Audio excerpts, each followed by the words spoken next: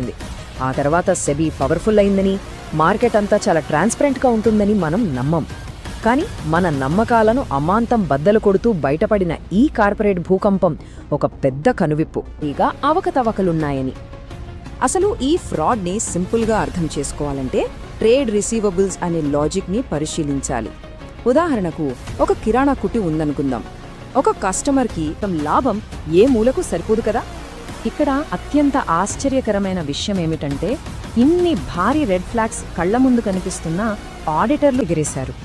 ఇక్కడ మనం గమనించాల్సిన మరో కీలకమైన పాయింట్ ఏంటంటే, కార్పొరేట్ గవర్నెన్స్ పూర్తిగా విఫలం కావడం. ఇది కేవలం ఫేక్ నంబర్స్కే. అయితే రాజేష్ ఎక్స్పోర్ట్స్ వాళ్ళు దీనిపై గట్టిగానే డిఫెండ్ చేసుకుంటున్నారు. వాళ్ళేమంటున్నారంటే, మేం 1995 నుంచి ఉన్నాం, ఇప్పటి వరకు గుడ్డిగా నమ్మకూడదు. ముగించే ముందు ఆలోచింపజేసే ఒక ప్రశ్నను వదిలి వెళుతున్నాను. ఒక్కసారి ఆలోచించండి. కేవలం ఒక అనామక ఈమెయిల్ వల్ల ఇంత